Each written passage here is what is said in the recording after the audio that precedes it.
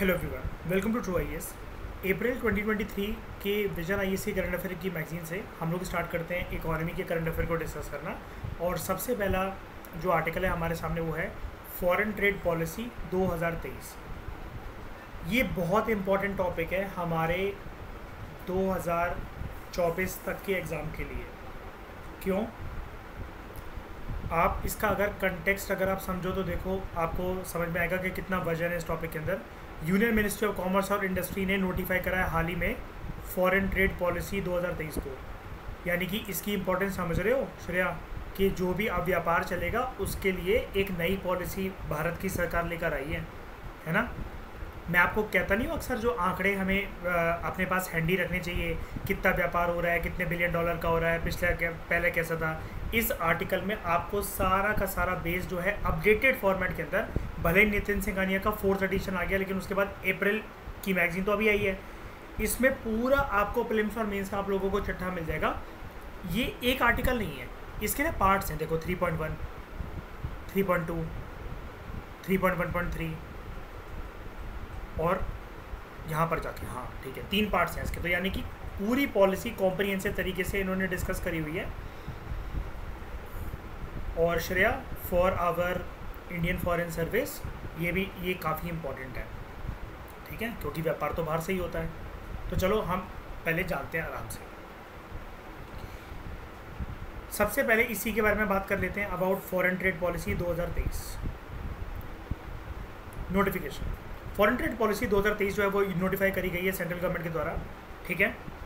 और central government ने इस पॉलिसी को नोटिफाई करने के लिए अपनी जो पावर है वो यूज़ करी है, जो कि सरकार को अपनी पावर डिराइव होती है from section 5 of foreign trade development and regulation act 1992। ये पता है कब आया था? ये वाला एक्ट जो है वो भारत की सरकार को अपनी फॉरेन ट्रेड पॉलिसी की रणनीति चेंज करने की पावर सेक्शन 5 कैसे देता है, याद करो। इससे 1 साल पहले जस्ट क्या आया था 1991 में? एलपीजी रिफॉर्म, जिसके बाद हमारी पूरी ट्रेड की दिशा और दशा सब चेंज हो गई थी, राइट। हमने दरवाजे खोल दिए थे अपनी इकोनॉमी के, तब आया था ये foreign trade development and regulation act 1992 कि हम नए तरीके से ट्रेड को इनिशिएट करना चाहते थे। पहली बातें करते तो थे ही नहीं ज़्यादा व्यापार, दरवाजे बंद कर लिए थे। अब लेकिन दुनिया के लिए दरवाजे खोल दिए, तो बाहर से क्या इन्वेस्टमेंट आएगी, ठीक है, foreign institutional investment, foreign direct investment, ठीक है।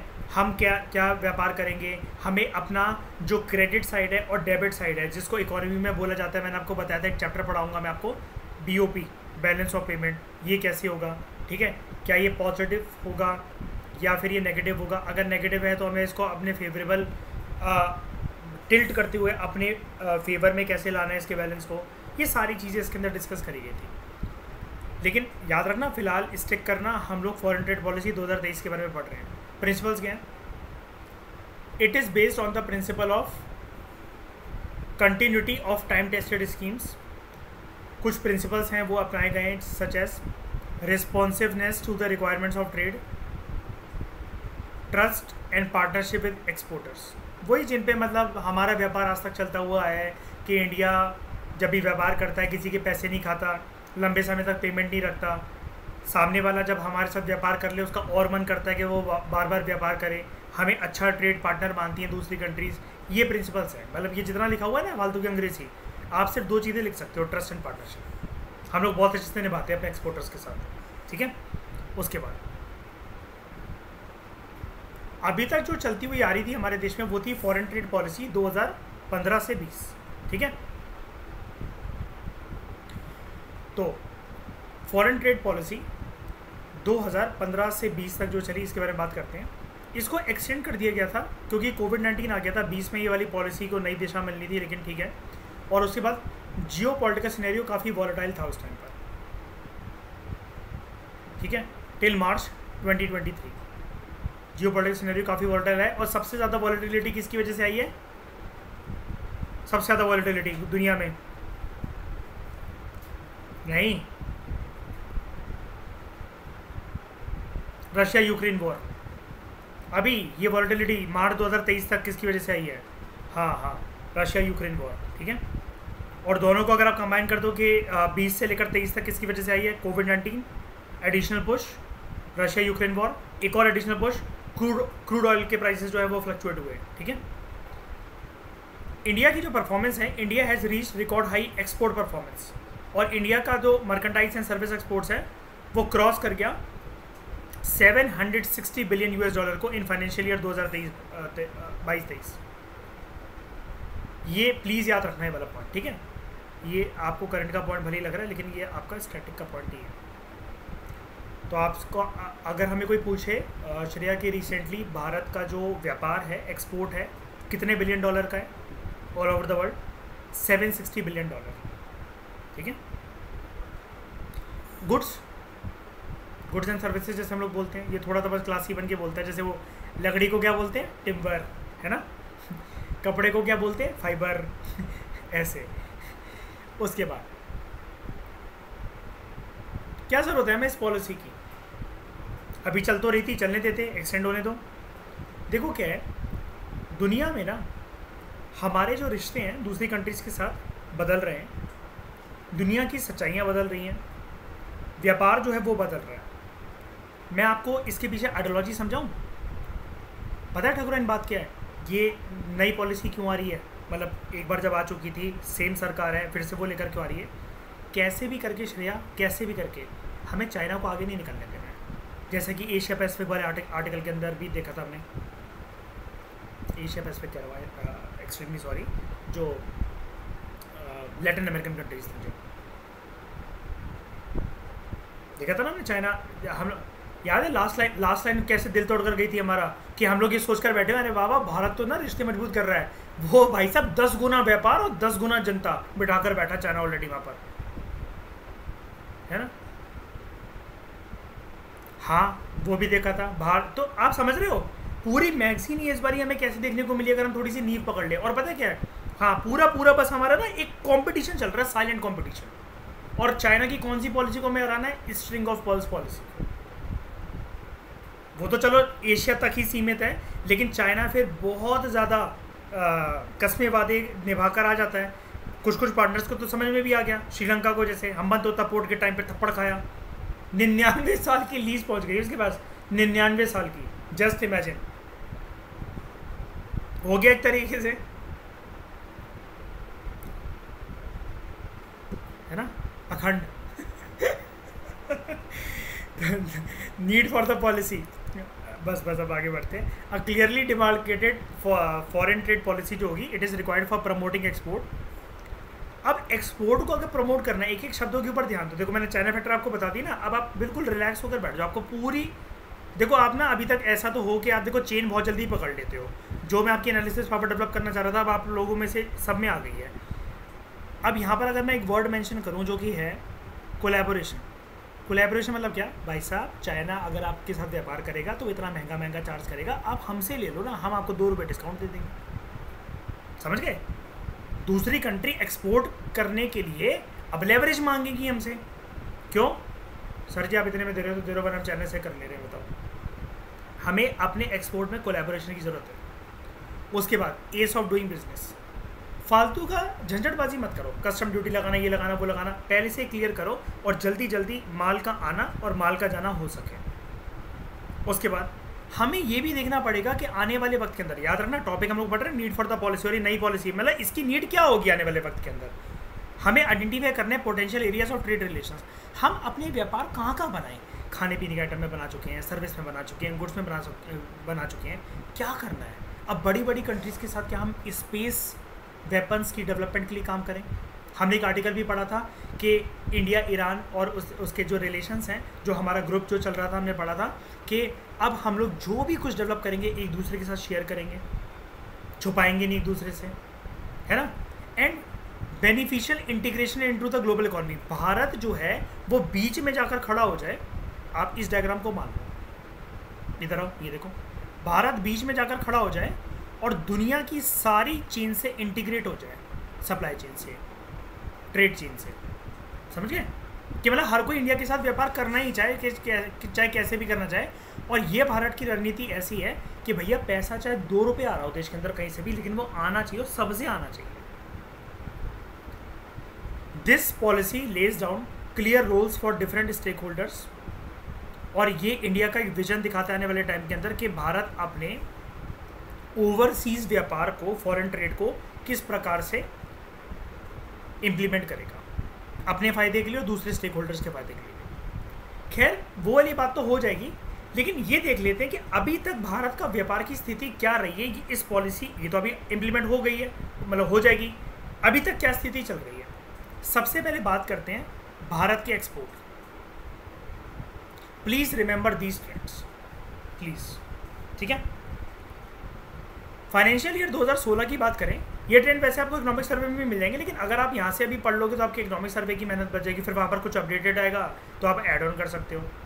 पहले हमारा व्यापार था वो था $435 बिलियन का, इजाफा हुआ 2022 तक आते आते 55.4%, मतलब इस ईयर से 2016 से 2022 तक 55.4% बढ़ चुका है।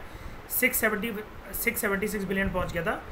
2016 को ही बेस माने और 2023 तक बढ़े 74.7% बढ़ चुका है, लगभग 75%, $760 बिलियन का।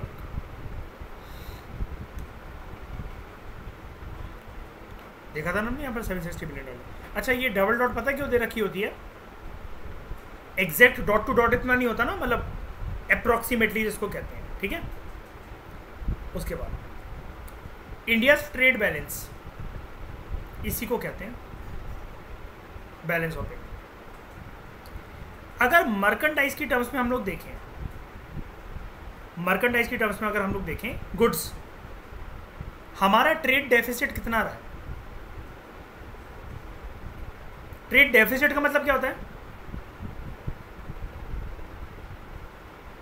घाटा। घाटा मतलब हम लोग ना, मतलब थोड़ा पीछे चल रहे हैं उसमें। हाँ, उसमें खर्चे ज़्यादा है, मतलब आमदनी 18 खर्चा रुपया, कमाई आ रही है 50 पैसे की, खर्चा हो रहा है ₹1 का, ठीक है। मर्केंटाइज की टर्म्स में हमारा ट्रेड डेफिसिट है, और ये डेफिसिट ट्रेंड क्या कह रहा है, क्या हुआ है? 2021-22 से लेकर 22-23 तक क्या हुआ है? बढ़ा है, राइट। लेकिन वहीं सरप्लस में अगर देखा, सर्विस में देखा जाए तो वहाँ हमारा सरप्लस है 100, पहले मैं इसको वो तो दे दूँ, 191 से 266, और ये 107 से लेकर 144, ठीक है। अच्छा, ओवरऑल ट्रेड डेफिसिट कितना है? मतलब देखो, गुड्स में जा रहा है, सर्विस में आ रहा है, लेकिन ये बार बहुत ज़्यादा बड़ा दिख रहा है, सर्विस का तो छोटा सा दिख रहा है। ओवरऑल क्या स्थिति है? हमारा घाटा बढ़ता जा रहा है। आप समझ गए? थोड़ा सा इसको हमें कम करने की जरूरत है ना। अगर आपसे अब कोई पूछे, ये क्वेश्चन आया, आता है हर साल क्वेश्चन, आप कोई सा भी साल का पेपर उठाकर देखो प्रीलिम्स का, इंटरव्यू वाले से पूछो क्वेश्चन, ओवरऑल भारत की स्थिति क्या है कि उसका ट्रेड डेफिसिट बढ़ रहा है कि गिर रहा है? छूटते ही लोग बोलते थे ना, नॉलेज गेन करी ना, कुछ गेन करी ना, कहीं पढ़ रखा है। उनको लगता है नहीं, प्रधानमंत्री जी बहुत सारे देश घूम रहे हैं, बहुत सारे अच्छे रिलेशन है, भारत का कद जो है ग्लोबल प्लेटफॉर्म पे बढ़ रहा है। नहीं जी सर, ट्रेड डेफिसिट तो हमारा कम हो रहा है। अरे किस बेसिस पे कह रहे हो भाई? कौन सा आंकड़ा तुम्हारे पास? भारत का ओवरऑल ट्रेड डेफिसिट बढ़ रहा है, और वो भी $US बिलियन के अंदर, ठीक है। उसके बाद इंडिया का एक्सपोर्ट टारगेट क्या है? इंडिया 2030 तक अपनी इकोनॉमी को $2 ट्रिलियन इकोनॉमी बनाना चाहता है, मर्केंटाइज गुड्स के एक्सपोर्ट के मामले के अंदर भी और सर्विसेज के मामले के अंदर भी। ये एक्सपोर्ट टारगेट है हमारा, ये सब याद रखना है श्रेया, कोई भी चीज़ कॉम्प्रोमाइज़ नहीं, ठीक है।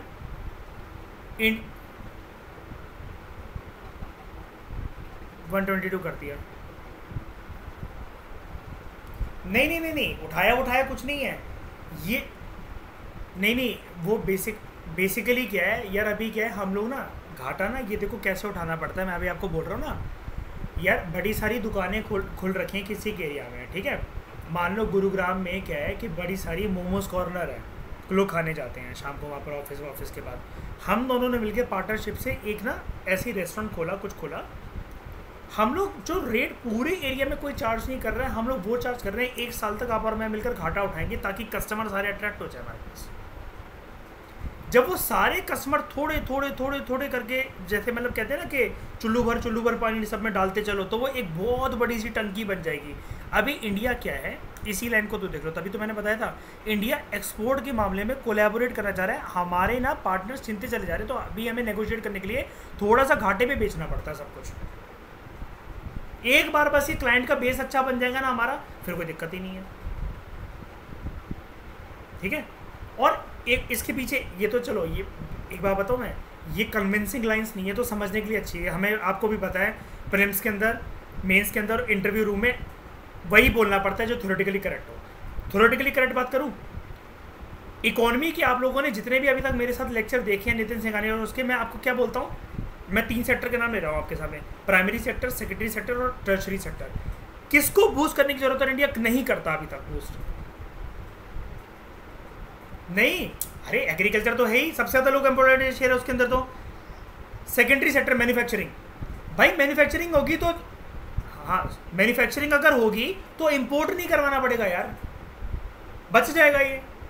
मैन्युफैक्चरिंग के ऊपर फोकस नहीं करता और यूपीएससी हर साल में इसके अंदर पूछ रहा क्वेश्चन इसके बारे में।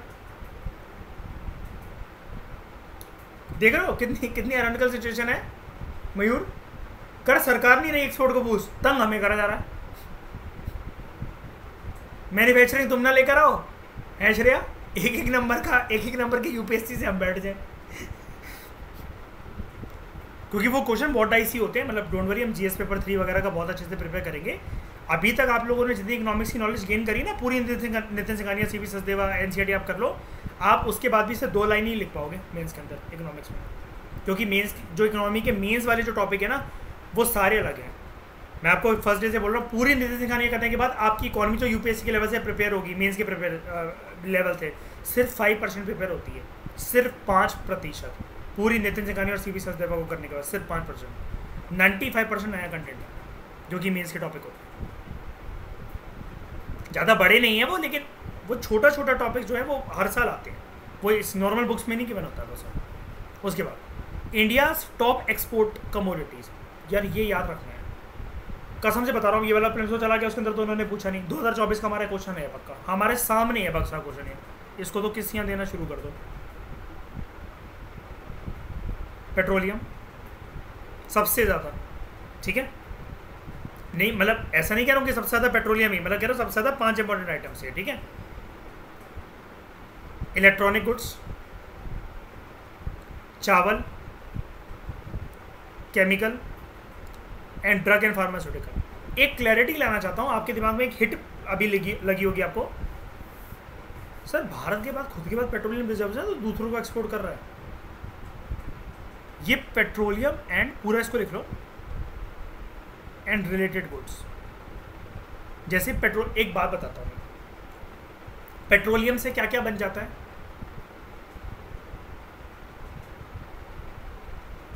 पेट्रोलियम जेली का नाम सुना है? कौन सी कंपनी? वैसलीन। इसके अलावा गाड़ियों वगैरह में जो यूज़ होते हैं ना, ये सब जो ग्रीस वगैरह, जो साइकिल की चेन वगैरह, ये ल्यूब्रिकेंट्स, इस प्रकार की बात हो रही है यहाँ पर पेट्रोलियम एंड रिलेटेड गुड्स की, ठीक है। आगे, इंडिया के टॉप इंपोर्ट सोर्स नेशंस, कहाँ से इंपोर्ट करते हैं हम लोग ज़्यादा? चाइना। और मैं आपको एक बात बता दूँ, मैं अभी आपको ये फैक्ट देना नहीं चाहता, इसको दिमाग में बसा मत लेना मतलब अभी के लिए, लेकिन सच्चाई है, हमारा सबसे ज़्यादा घाटा जो है वो चाइना के साथ चलता है इन टर्म्स ऑफ। पता है क्यों? सबसे बड़ा दुनिया का मैन्युफैक्चरिंग हब है।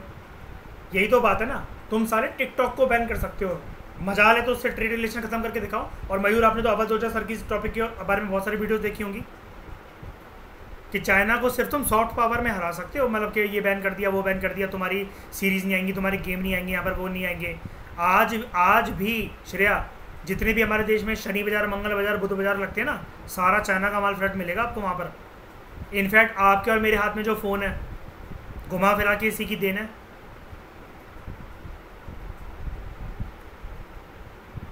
आईफोन की मैन्युफैक्चरिंग में रोल है चाइना का कि नहीं, ये बताओ, है ना। यूएई, अच्छा दुबई और यूएई में फ़र्क क्या होता है? दुबई कंट्री है,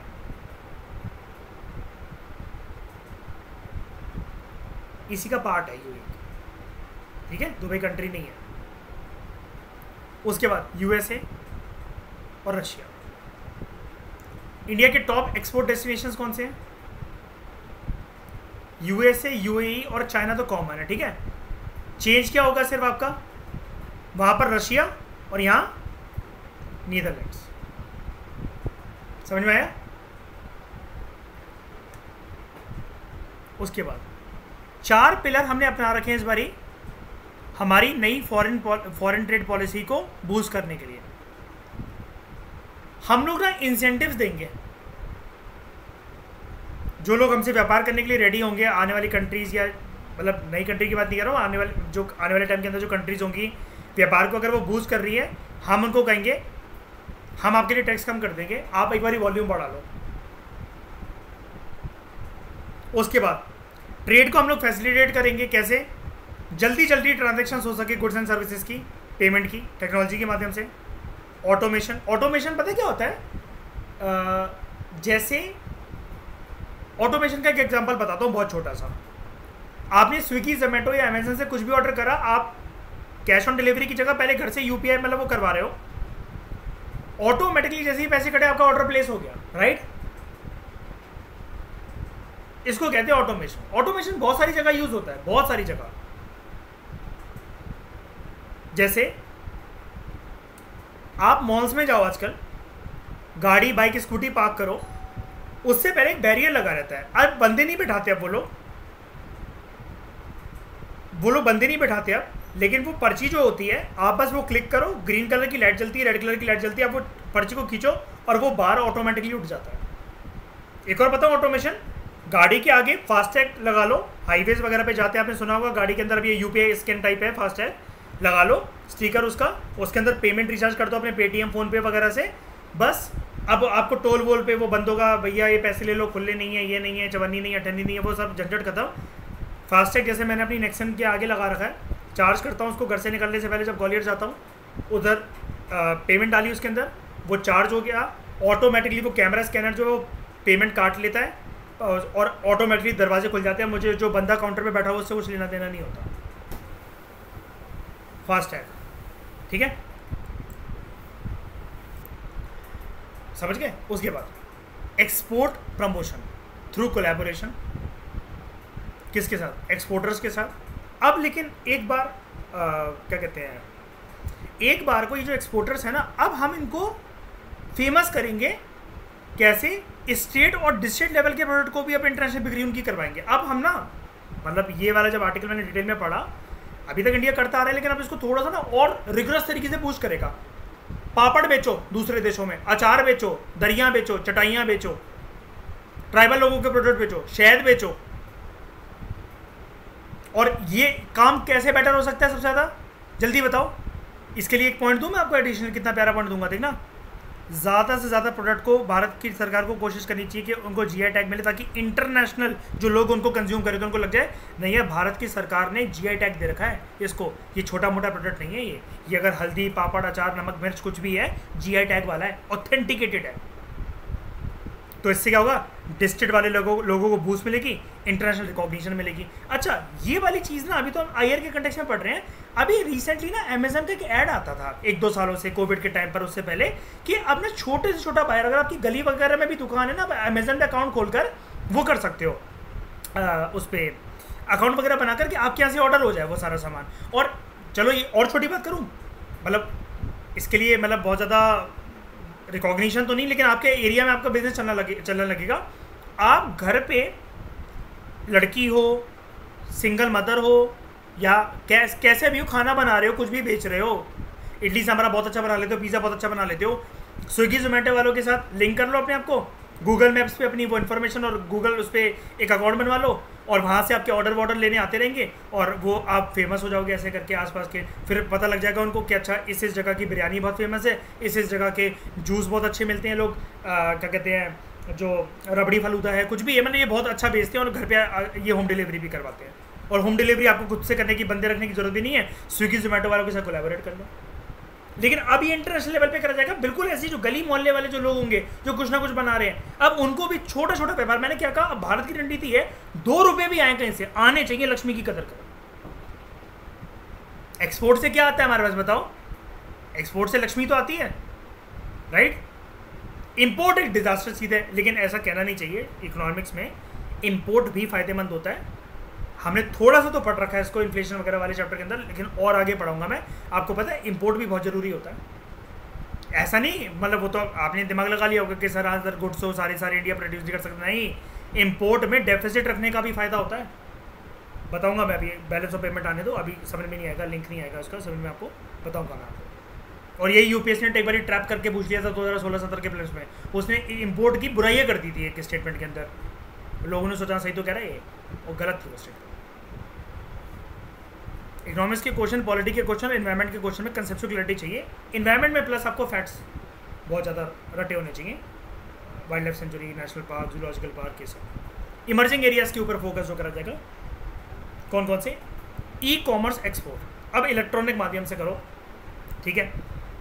उसके बाद डेवलपिंग डिस्ट्रिक्ट्स एज एक्सपोर्टर, मैंने बताया ना गली गली मोहल्ले जो छोटी छोटी जो डिस्ट्रिक्ट है वहाँ पर सारी चीज़ें आप एक्सपोर्ट करो। अभी आजकल एक ना ऐड आने लगा है अमेजन का, आगरे के पेठे का, कभी देखना अगर आपने यूट्यूब वगैरह चलाया हो तो आता है। तो अब आगरे के जो फेमस पेठे हैं, अब उनकी भी अमेजन पर डिलीवरी वगैरह स्टार्ट हो गई है, खाने पीने के सामानों की भी, हालांकि चलती है, लेकिन मैं आपको फेमस चीज़ें बता रहा हूँ। जैसे आगरा मथुरा का पेठा बहुत फेमस नहीं होता है, बहुत सारी जगह के होता है। जैसे पहले मान लो दार्जिलिंग टी अपनी हो गई, रसगुल्ला हो गया, बहुत सारी चीज़ें। तो अब इसका, या फिर कश्मीर में कौन सी शॉल होती है वो, पश्मीना शॉल, कश्मीर का केसर। अब ये ऐसी अगर चीज़ें अगर अमेजन वगैरह पे आने लगे, ये ई कॉमर्स एक्सपोर्ट ही तो है, और क्या है। उसके बाद स्ट्रीम लाइनिंग इस्कॉमेट पॉलिसी, इसको हम आगे पढ़ेंगे।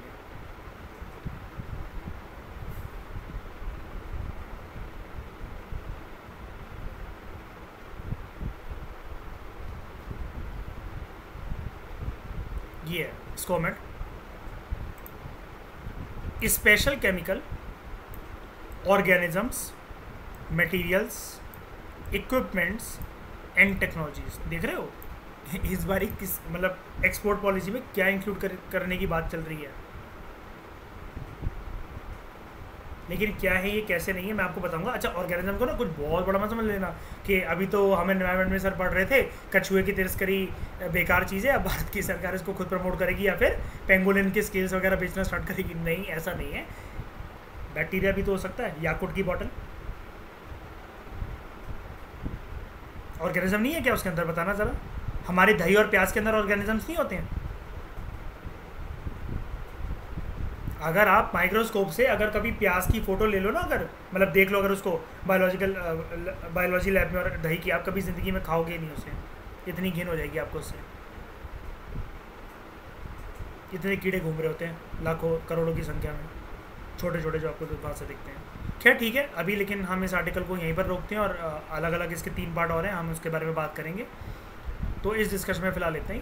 Thank you very much for discussion. ये जितना आर्टिकल दोस्तों हमने पढ़ा, ये अभी तक हमारा एक इंट्रोडक्शन था कि भारत की व्यापार की जो पॉलिसी है अभी तक कैसे चलती हुई आई थी, नई पॉलिसी में क्या क्या भारत का एक मकसद है। अब उस मकसद को डिटेल में जानेंगे कि भारत की सरकार किस डायरेक्शन में क्या करना चाह रही है। Thank you very much for discussion.